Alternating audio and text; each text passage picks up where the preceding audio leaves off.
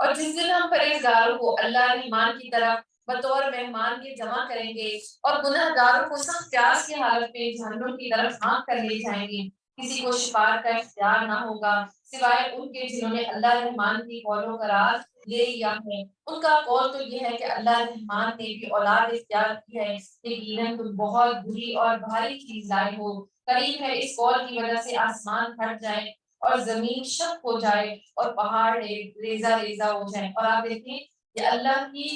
رحمانیت ہی ہے کہ اللہ تعالیٰ نے اپنے کافروں کو رزق بھی دیتا ہے اور ان کو مہلت بھی دیتا ہے کہ وہ اپنے فعل سے بدل جائیں۔ تو یہ اللہ کی جو صفت ہے نا رحمان، وہ کافروں پر بھی ہے، منافقوں پر بھی ہے، اور وہ سب کو دیتا ہے رزق، ٹھیک ہے نا۔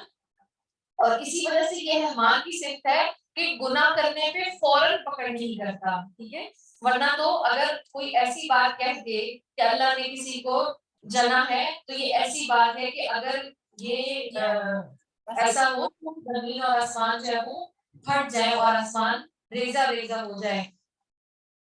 اور پہاڑ ریزہ ریزہ ہو جائیں کہ وہ رحمان کی اولاد ثابت کرنے بیٹھے ہیں۔ شان رحمان کے لائق نہیں کہ وہ اولاد رکھے، آسمان اور زمین جو بھی ہے سب کے سب اللہ کے غلام بن کر ہی آنے والے ہیں، ان سب کو اس نے گھیر رکھا ہے اور سب کو پوری طرح گن بھی رکھا ہے۔ یہ سارے کے سارے قیامت کے دن اکیلے اس کے پاس حاضر ہونے والے ہیں۔ اور آپ دیکھیں کہ اگر اللہ کے ساتھ کوئی اور شریک ہو تو پھر وہ سارے معاملات جو ہے نا وہ ڈسٹرب ہو جائیں۔ کوئی بندہ کہے کہ یہاں سے سورج نکلنا ہے، کوئی کہے یہاں پہ میں نے پانی برسانا ہے، سب کی الگ الگ مشیت ہو جائے تو وہ اللہ ایک ہی ہے، نہ اس سے پہلے کوئی ہے، کیونکہ کہا جاتا ہے کہ اچھا اللہ کو کس نے پیدا کیا؟ تو فرض کر لے اگر اللہ سے پہلے کوئی الہ ہوتا تو پھر ہم سمجھتے اس سے پہلے کوئی الہ ہو تو اس کو کس نے پیدا کیا، پھر اس کو کس نے پیدا کیا؟ تو یہ بات جو ہے وہ لامتناہی فیصلے تک چلی جائے گی۔ تو وہ اللہ ہی ہے،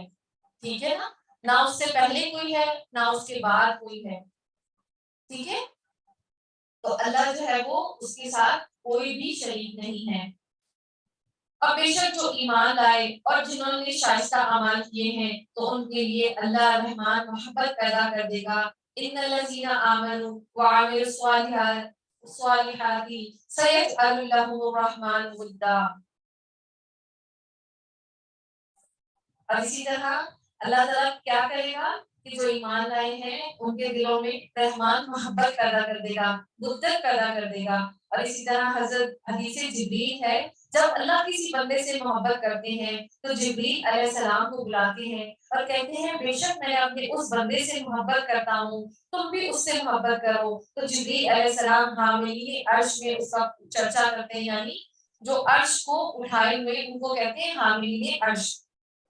اور آسمان والے حاملین عرش کی ملی جلی آوازوں کا شور سنتے ہیں تو ساتویں آسمان والے اس سے محبت کرتے ہیں، پھر ایک آسمان والے اس سے محبت کرتے ہیں، یہاں تک کہ وہ محبت آسمان اور دنیا میں آ جاتی ہے، پھر اس کا ذکر زمین پر کرتا ہے، پھر زمین والے بھی اس سے محبت کرتے ہیں۔ اور آپ دیکھیں یہ محبت ہی ہے کہ انبیاء کرام کی محبت ہمارے دلوں میں ہے، جیسے حضرت ابراہیم علیہ السلام کی محبت ہمارے دلوں میں ہے، سلف صالحین کا جو نیک لوگ ہیں جب ان کا نام آتا ہے تو ایک دم دل نرم پڑ جاتا ہے، اور جیسے ہی کافروں کی بات آتی ہے تو دل میں فوراً سختی آ جاتی ہے۔ تو اللہ تعالیٰ جس سے محبت کرتا ہے تو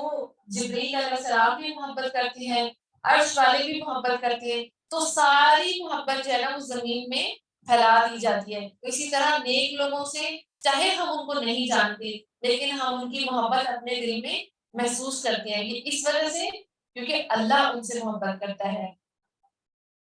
اور ہم نے اس قرآن کو تیری زبان میں بہت ہی آسان کر دیا ہے،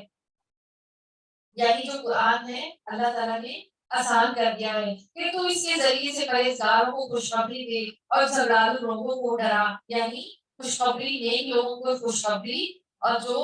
تنگ کرتے ہیں جو جھگڑا کرتے ہیں ان کے لیے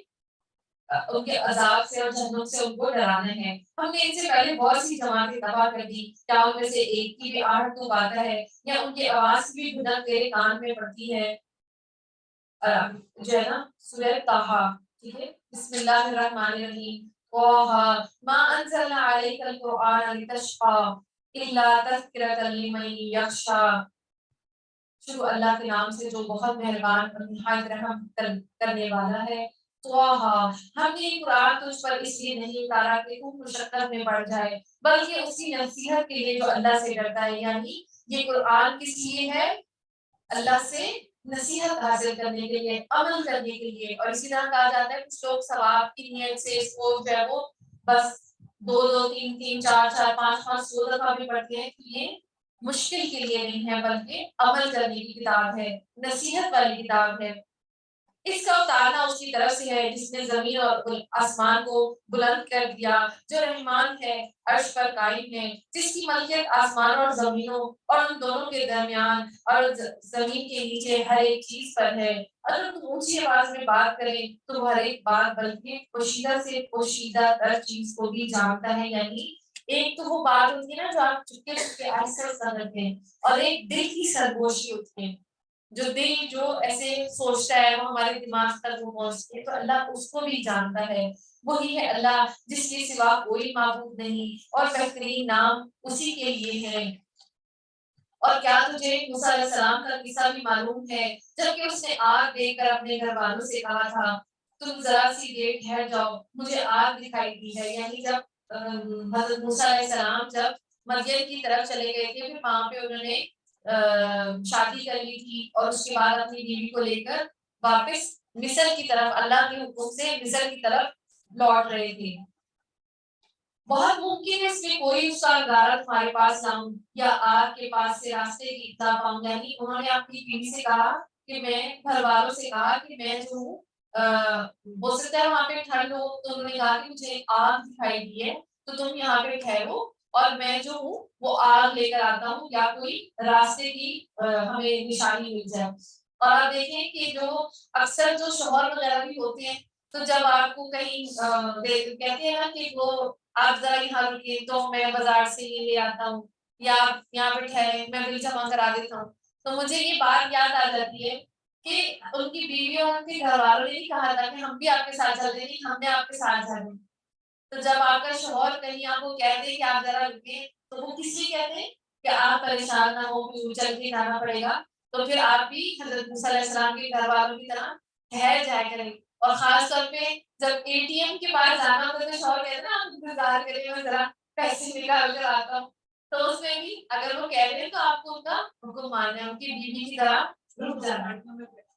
जी, तो हमने भी मूसा अलैहिस्सलाम के घर वालों की तरह कि जब हमारे शौहर कहते हैं कि आप रुकिए, क्योंकि शौहर के अंदर अल्लाह की तरफ से एक ना खैर और आसानी पैदा कर दी गई है, कि बजाय ये कि ये मेरे साथ वहां तक जाए और वहां जाके देखिए हमें कुछ भी नहीं मिला तो थकावट हो जाएगी। तो बीवी को आराम पहुंचाने, घर वालों की आसानी के लिए जो है ना, वो अल्लाह ताला ने मर्दों की दिलों में ये चीज डाल दी है कि वो मुशक्कत में नहीं देखना चाहते अपने घर वालों को। तो इसलिए हमें भी उस तरह बैठ जाना चाहिए। और जब वो वहां पहुंचे तो आवाज दी गई, ए मूसा, यकीनन मैं तेरा परवरदिगार हूँ, तू अपनी जूतियां उतार दे क्योंकि तू पाक मैदान तू आ गई है। और इसी तरह मस्जिद में भी जूतियां नहीं लेकर आनी चाहिए, क्योंकि आपको नहीं पता जो आपके जूतों में क्या कोई गलाजत लगी है या कोई गंदगी है। और इसी तरह लेकिन जो बनी इसराइल है वो जूतों में नमाज नहीं पढ़ते थे। अल्लाह ताला के नबी सल्लल्लाहु अलैहि वसल्लम ने जूतों में भी नमाज पढ़ने का हुक्म फरमाया। तो यहाँ पे उसकी पाकीज़गी और हुर्मत और इज्जत की वजह से उन्होंने कहा कि आप यहाँ पे अपने जूते उतार दें, ठीक है?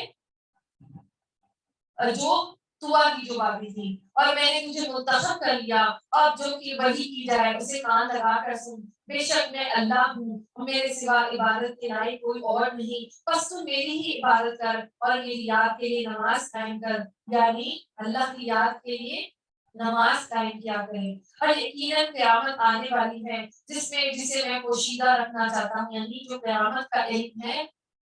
अल्लाह ताला ने किसी को भी नहीं दिया,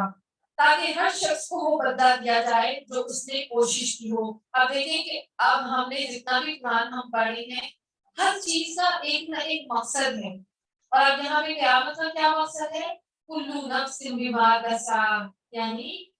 हर शख्स को उसका सिला मिल जाए जो उसने नेकी की या बुराई की, ठीक है? क़यामत का क्या मकसद है? कि हर बंदे को उसकी जज़ा मिल जाए। بس اب اس کے یقین سے، کیونکہ اگر دنیا میں جو برائی کرتا ہے، اگر کسی نے 100 بندوں کو قتل کیا ہے تو یہاں پہ تو اس کو ایک دفعہ ہی مارا جائے گا، تو وہ تو حساب برابر نہیں ہوا. تو قیامت والے دن پھر 100 دفعہ جب اس کو قتل کر دیا جائے گا نا، اللہ دوبارہ زندہ کرے گا، پھر مارے گا، پھر دوبارہ زندہ کرے گا. تو اس طرح اللہ تعالیٰ ایک ایک بندے کو اس کا اجر بھی دے گا اور اس کو گناہ بھی دے گا. تو یہ قیامت اسی کی ہے.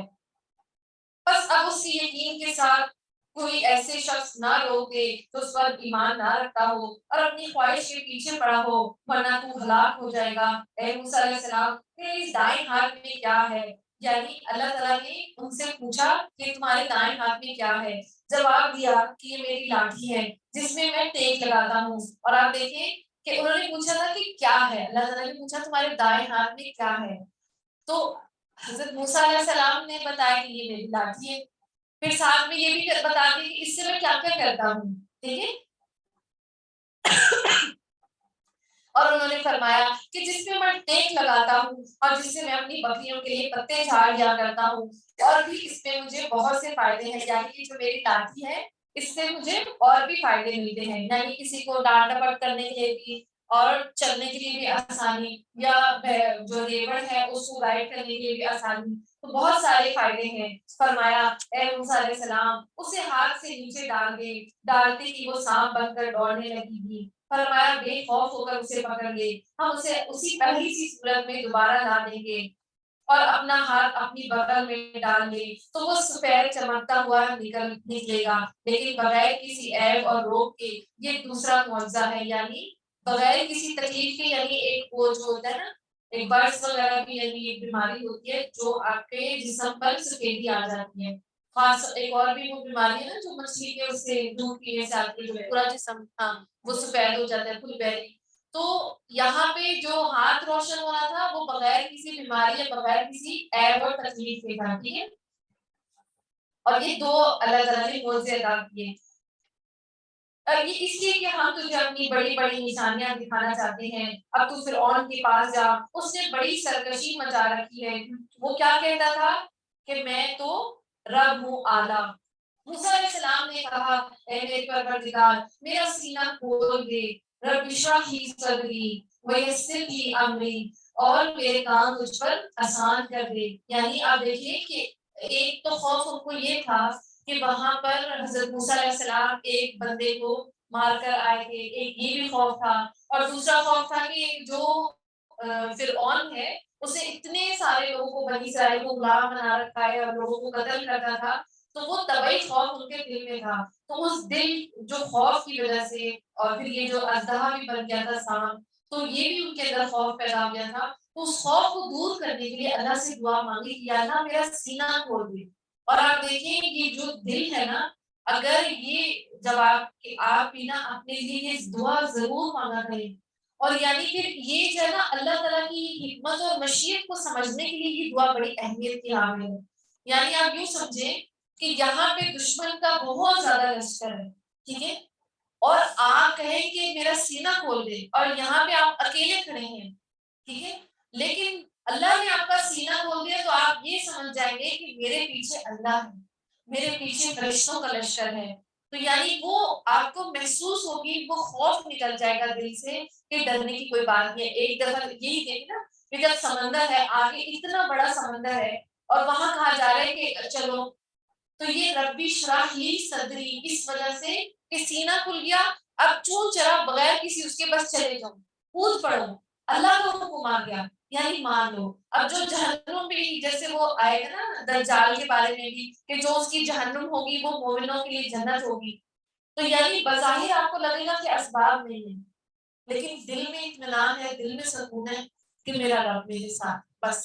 پھر آپ کو کسی چیز کی ضرورت نہیں ہے. تو یہ جو ہے نا یہ سب سے بڑی چیز ہے. اگر آپ کا سینہ کھل گیا تو آپ کے سارے دنیا کے قبر کے سارے معاملات حشر کے وہ سب آسان ہو جائیں گے. یہ ایمان کا جو ایمان کہاں ہوتا ہے؟ ہمارے دل میں ہوتا ہے. جو تقوی ہے ہمارے دل میں ہے. اگر دل میں وسعت ہے تو ساری جگہ وسعت ہے. اگر اور وہ دیکھیں نا گناہ کا دھبا کہاں لگتا ہے؟ ہمارے دل میں لگتا ہے نا. جو کوئی گناہ کرتا ہے تو ایک سیاہ دھبا اس کے دل میں لگ جاتا ہے. تو یہ جو سینہ ہے نا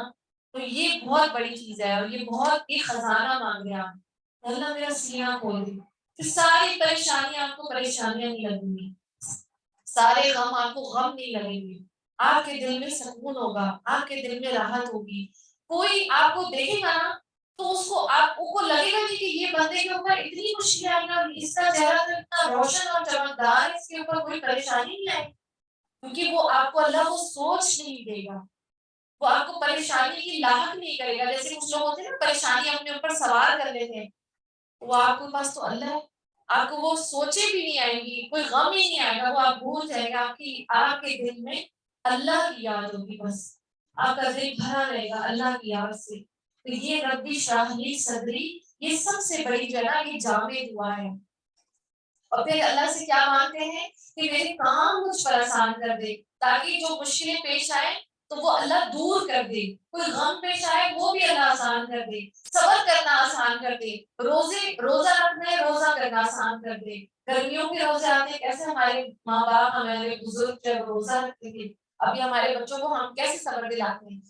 ایک دفعہ میں نے اپنے بچے سے ایسے ہی کہا کہ تمہیں کیا لگتا ہے ماں لوہے کی بنیں گے، تو اس نے کہا ہے ماما لوہے کی بنیں گے، یعنی اس کو واقعی میں یہ لگا کہ شاید میں لوہے کی بنی ہوں، تو جیسے میں نے کہا کہ بیٹا میں قرآن پڑھتی ہوں روزہ بھی رکھتی ہوں، تو ان کو جیسے روزہ لگتا ہے تو ان کو صبر اور حوصلہ دلانے کے لیے کہ دیکھو میں نے بھی روزہ رکھا ہے، میں بھی پڑھ کے آ رہی ہوں تو تم بھی کر لو، تو یہ جو صبر یہ ساری چیزیں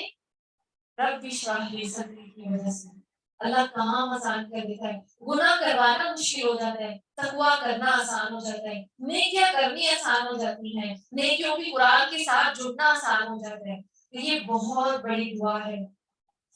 اور میرے کام کو مجھ پر آسان کر دے اور میری زبان کی گرہ کھول دے، اور آپ دیکھیں جو نبی ہے اس نے دعویٰ کیسے کرنا ہے اپنی زبان کے ساتھ، تو اس کی زبان میں فصاحت اور بلاغت وہ ہونا بہت ضروری ہے، اور ایک دائی کے لیے بھی کہ اللہ تعالیٰ ہم سے وہ بات نکال دے جو آپ کے دلوں میں پہنچ جائے، ٹھیک ہے نا، تو یہ فصاحت اور بلاغت ایک دائی کے لیے بھی بہت ضروری ہے، اور نبی کے لیے تو ایسا ہو نہیں سکتا کہ وہ کوئی بات کرے اور کافروں کے لیے یا دشمنوں کے لیے ان کو وہ سمجھ نہ آئے، تو وہ دعا مانگی، اور کہا جاتا ہے کہ ان کی زبان میں تھوڑی سی لکنت تھی، تو وہ جو ہے نا اللہ تعالیٰ نے وہ بھی ٹھیک کر دی، اور اسی طرح میرا بیٹا ہے تو اس کا بھی نا بچپن میں وہ ٹھیک طرح سے نہیں بولتا تھا،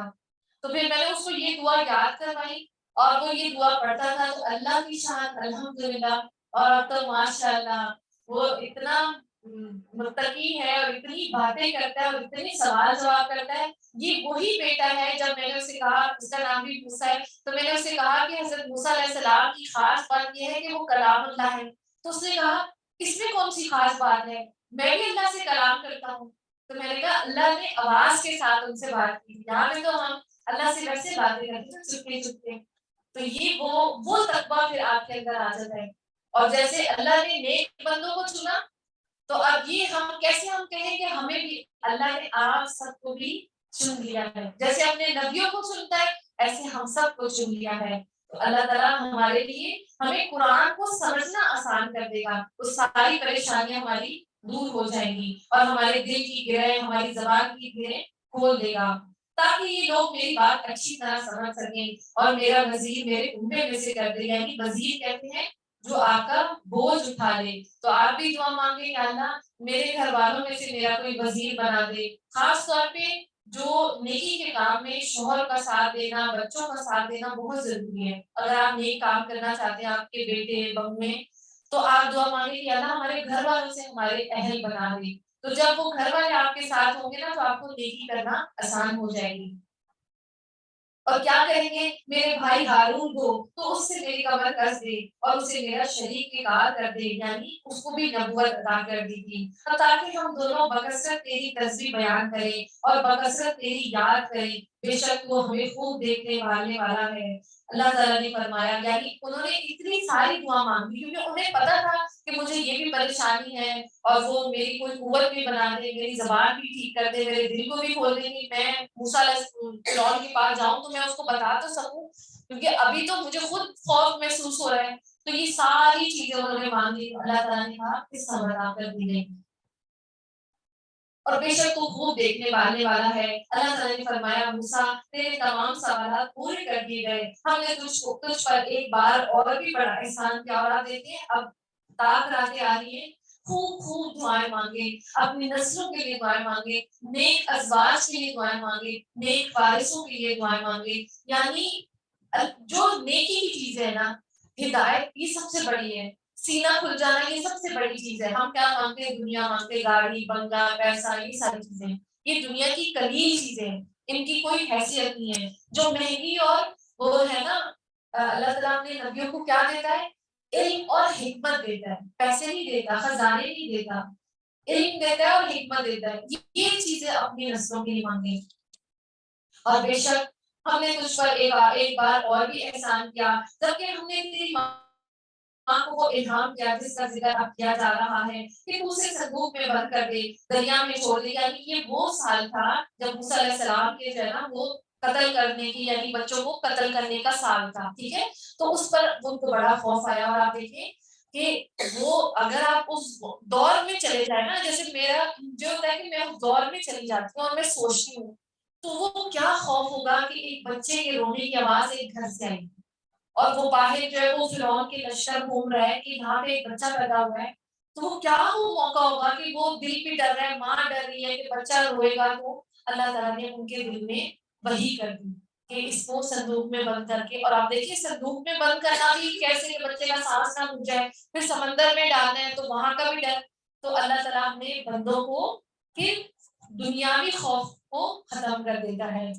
بس اسے دریا سے کنارہ لا دے گا، یعنی دریا میں صندوق میں بند کر کے چھوڑ دے، میرا اور خود اس کا دشمن اسے لے لے گا، اور میں اپنی طرف سے خاص محبت اور مقبولیت تجھ پر ڈال دی تاکہ تیری پرورش میں میری آنکھوں کے سامنے کی جائے۔ یاد کر جب تیری بہن چل رہی تھی، اور آپ دیکھیں کہ یہ جو سورہ طٰہٰ ہے اس میں بڑی حکمتیں ہیں،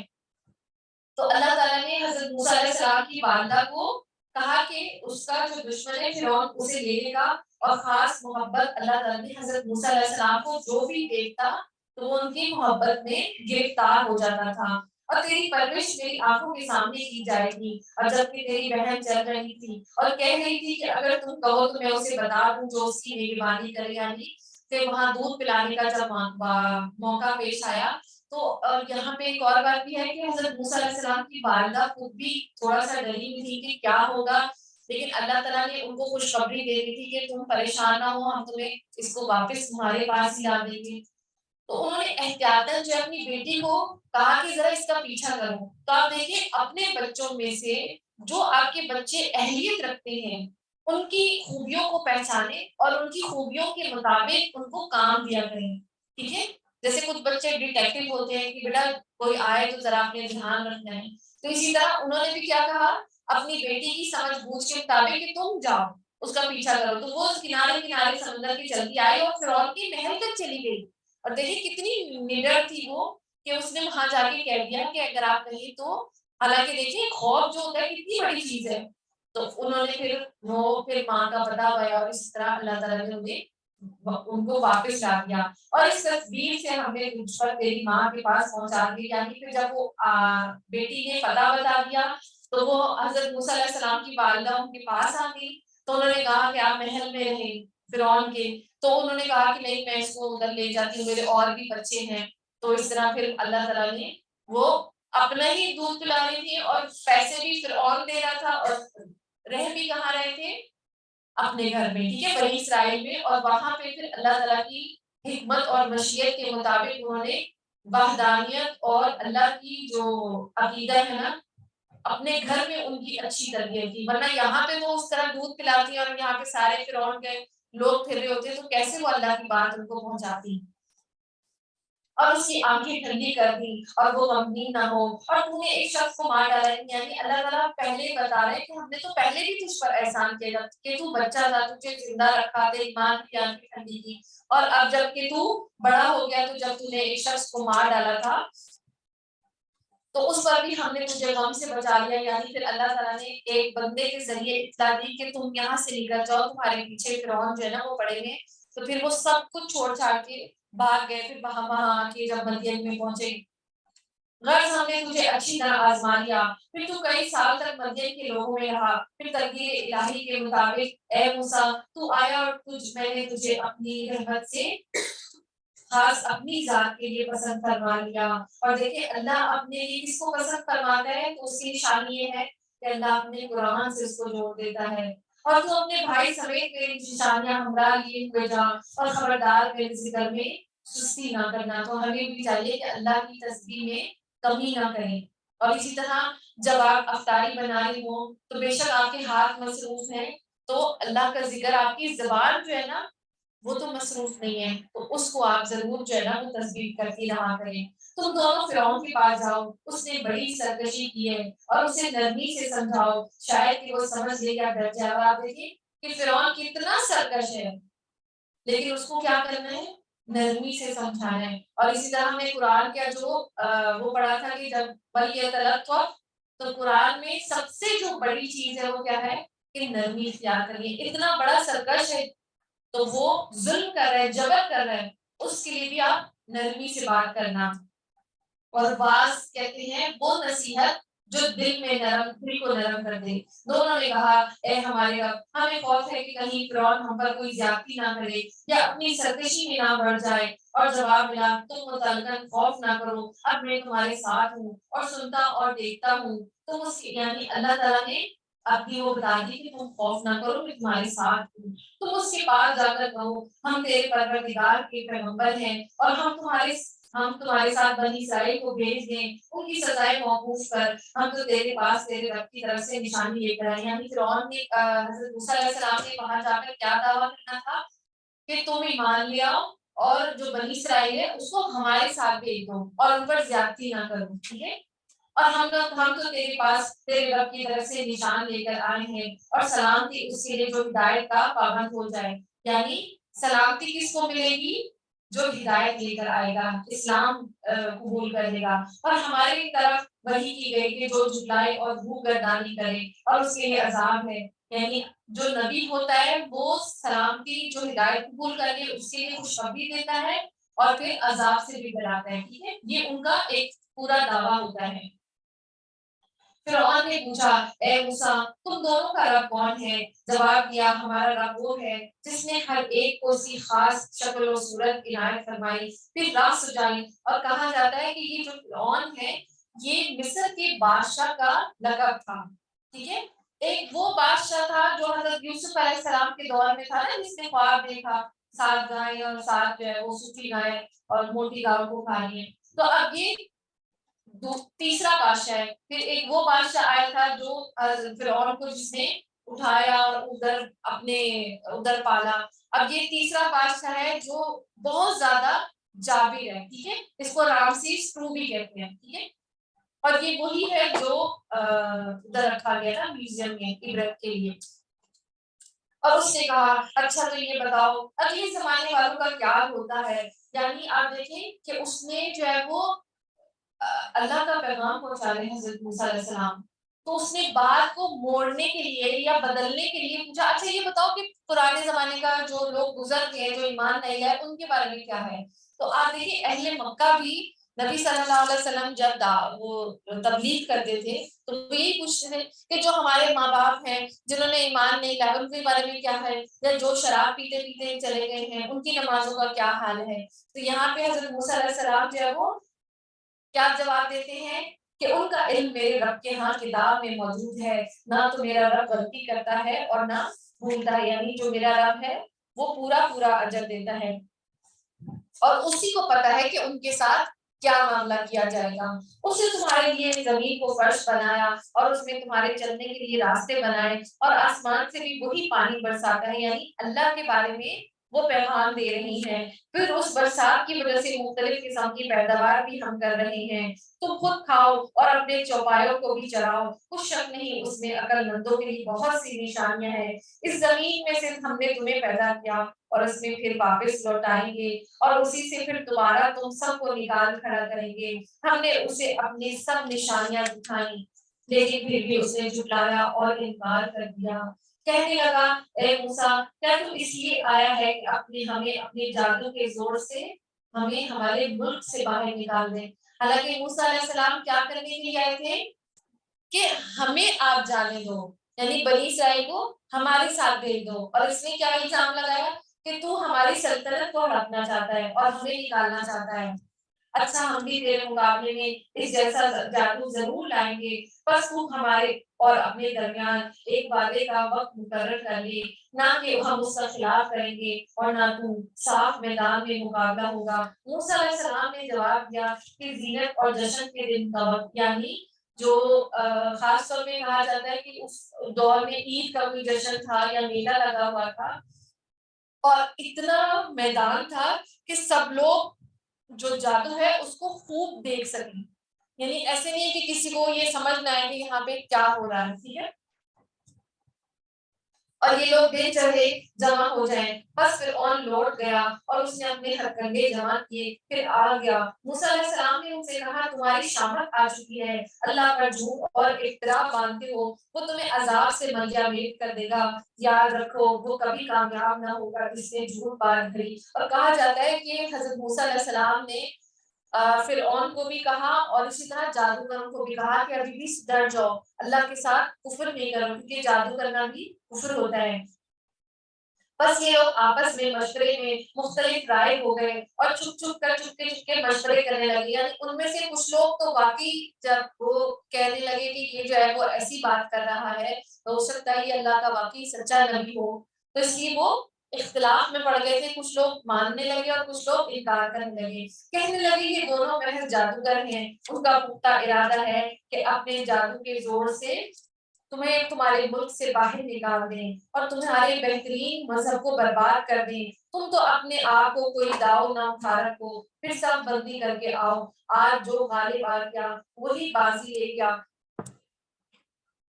کہنے لگے اے موسیٰ یا تو پہلے ڈال یا ہم پہلے ڈالنے والے ہیں، یعنی ان سے کہا کہ تم پہلے ڈالو، جواب دیا نہیں تم ہی پہلے ڈالو۔ اب تو موسیٰ علیہ السلام کے یہ خیال گزرنے کہ ان کی رسیاں اور لکڑیاں ان کے جادو کے زور سے دوڑ بھاگ رہی تھی، بس موسیٰ علیہ السلام نے اپنے دل ہی دل میں ڈر محسوس کیا۔ اور آپ دیکھیں کچھ لوگ کہتے ہیں نا کہ اللہ سے ڈرنا چاہیے اور کسی چیز سے ڈرنا نہیں چاہیے، اور یہاں پہ دیکھیں اللہ کے نبی کو بھی خوف ہے، اور اسی طرح ہم نے پہلے بھی پڑھا تھا کہ اللہ تعالیٰ 5 چیزوں سے آزمائے گا، اس میں ایک چیز کیا ہے، اللہ خوف سے بھی آزماتا ہے، تو یہ طبعی جو خوف ہے یہ بھی اللہ کے اذن سے ہوتا ہے۔ تو جس طرح ہم جانوروں سے ڈرتے ہیں، شیر سے یا بچھو سے، تو یہ جو طبعی خوف ہے تو یہ اللہ کے مقابلے میں نہیں ہے، یہ انسان کی فطرت میں ڈالا گیا ہے، ٹھیک ہے، تو وہ بھی اسی طرح خوف محسوس کر رہے تھے۔ ہم نے فرمایا کچھ خوف نہ کر، یقیناً تو ہی غالب اور برتر رہے گا، اور تیرا دائیں ہاتھ میں جو ہے اسے ڈال دے، یعنی عصا، اور ان کی تمام کاریگری کو انہیں بن جائے گا۔ انہوں نے جو کچھ بنایا ہے یہ صرف جادوگروں کے کرتب ہیں، اور جادوگر کہیں سے بھی آئے کامیاب نہیں ہو سکتے۔ وَلَا يُفْلِحُ السَّاحِرُ حَيْثُ أَتَىٰ، اور کہا جاتا ہے کہ یہ جو آیت ہے ایک سورہ یونس کی بھی آیت نمبر 80 اور 81 میں نے کہا تھا کہ وہ جادوگر کے لیے، جو جادو جن کو ہوتا ہے نا کہ محسوس ہوتا ہے کہ ہم پر جادو ہو گیا، تو ان کو چاہیے کہ یہ آیتیں جو ہے وہ پڑھا کریں، اور اسی طرح جادوگر کہیں سے بھی آئے وہ کامیاب نہیں ہو سکتے۔ اور اب تو تم تمام جادوگر سجدے میں گر پڑے اور پکار اٹھے کہ ہم تو ہارون اور موسیٰ کے رب پر ایمان لائے۔ فرعون کہنے لگا کیا میری اجازت سے پہلے تم اس پر ایمان لے آئے؟ یقیناً تمہارا وہ بڑا بزرگ ہے جس نے تم سب کو جادو سکھایا، سن لو میں تمہارے ہاتھ پاؤں الٹے سیدھے کٹوا کر تم سب کو کھجور کے تنوں پر سولی پر لٹکوا دوں گا، اور تمہیں پوری طرح معلوم ہو جائے گا کہ ہم میں سے کس کی مار زیادہ سخت اور دیرپا ہے، یعنی کہ حضرت موسیٰ علیہ السلام کی مار یا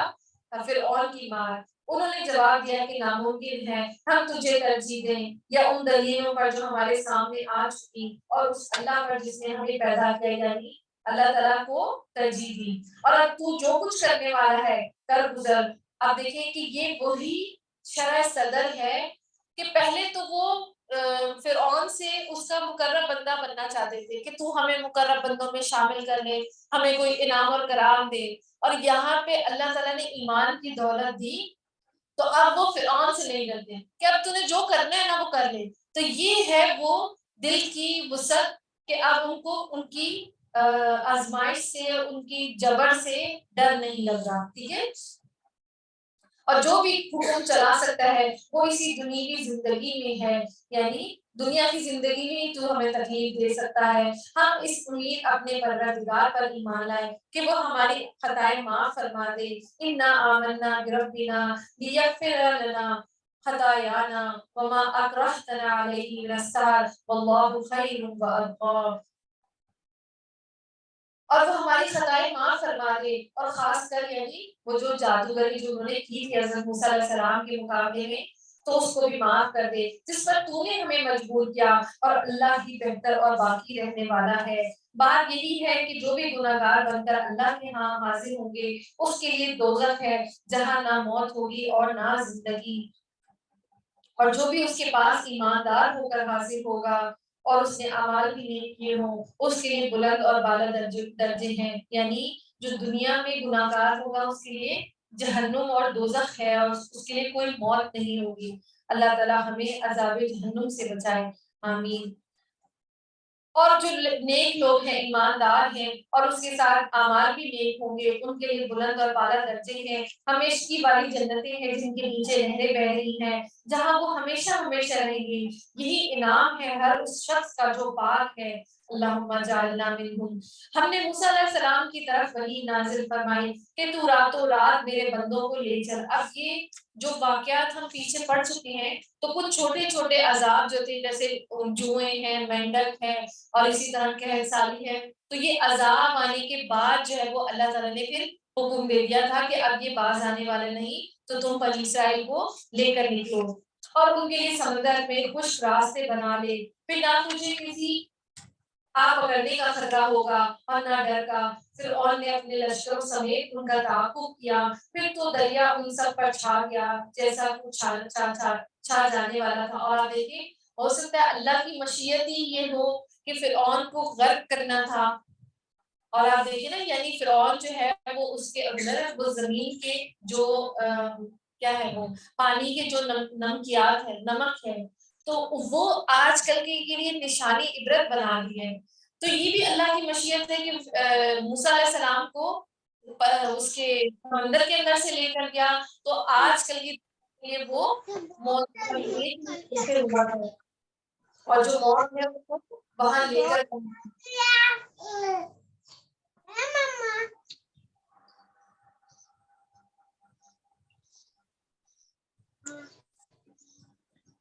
اور فرعون نے اپنی اور اسی طرح چھا جانا تھا, جو چھا گیا, یعنی جو پورا کا پورا سمندر تھا وہ اوپر آ گیا. فرعون نے اپنی قوم کو گمراہی میں ڈال دیا اور سیدھا راستہ نہ دکھایا. اے بنی اسرائیل, دیکھو ہم نے تمہارے دشمن سے نجات کی اور تم سے کوہ طور کی دائیں طرف کا وعدہ کیا, اور پھر تم پر من و سلوہ اتارا. تم ہماری دی ہوئی پاکیزہ روزی کھاؤ اور اس میں حد سے آگے نہ بڑھو, ورنہ تم پر میرا غضب نازل ہوگا, اور جس پر میرا غضب نازل کیا جائے گا وہ یقیناً تباہ ہوا. ہاں بے شک میں انہیں بخش دینے والا ہوں جو توبہ کریں, ایمان لائیں اور نیک عمل کریں اور راہ راست پر ہی رہیں. اے موسیٰ علیہ السلام, تجھے اپنی قوم سے غافل کر کے کون سی چیز جلدی لے آئی؟ وَمَا عَجَلَكَ عَنْ قَوْمِكَ يَا موسیٰ, یعنی حضرت موسیٰ علیہ السلام جو ہے وہ کوہ طور کی طرف تورات لینے کے لیے جو ہے وہ پھر سے جلدی انہوں نے